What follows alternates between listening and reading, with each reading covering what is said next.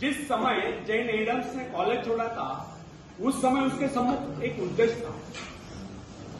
उसके विषय में डॉक्टर ने कह दिया था कि उसका स्वास्थ्य इतना गिर गया है वो अधिक समय तक जीवित नहीं रह सकती।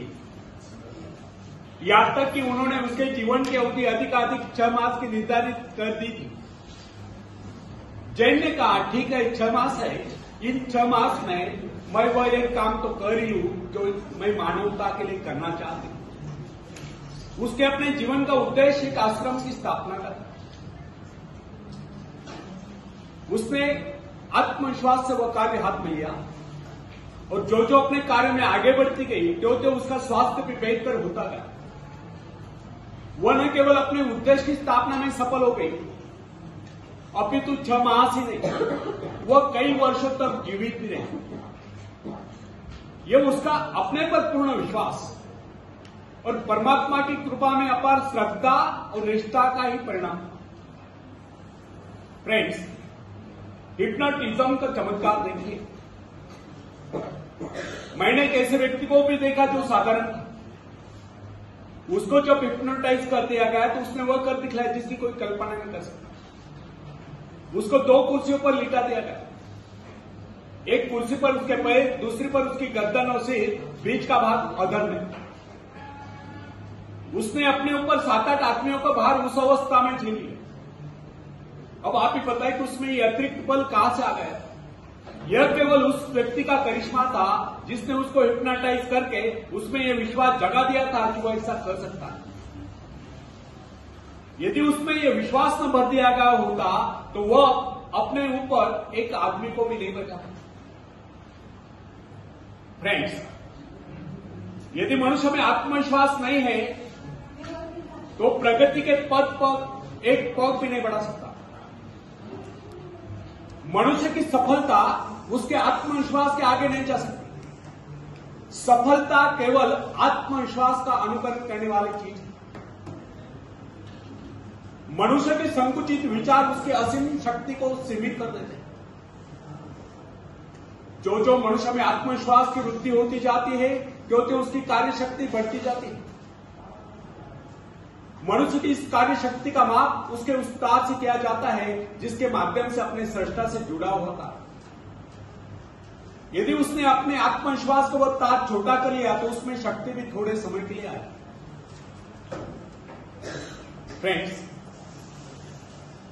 अब्राहम लिंकन को जानते हैं आप?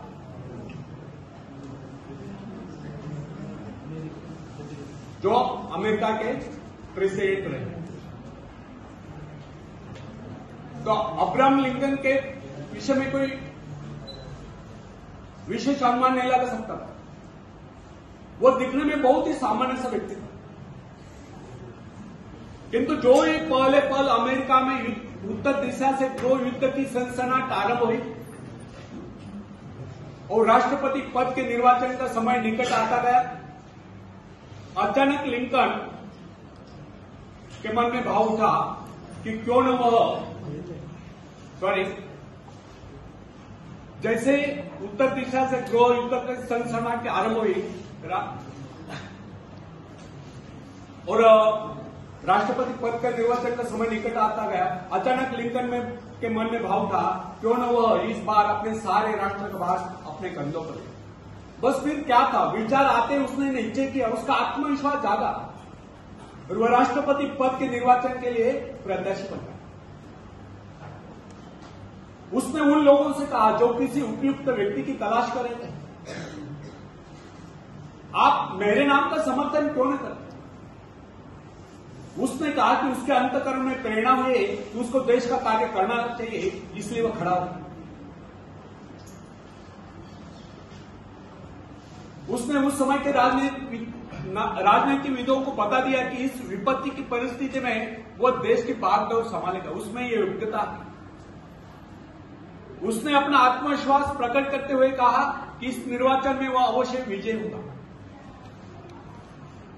उसका यह कहना आत्मश्लाघना नहीं समझना चाहिए, अपितु इसे उसका आत्मविश्वास ही कहना होगा। उसका यह आत्मविश्वास सत्य सिद्ध हुआ और लिंकन राष्ट्रपति पद के निर्वाचन में विजय घोषित किए गए।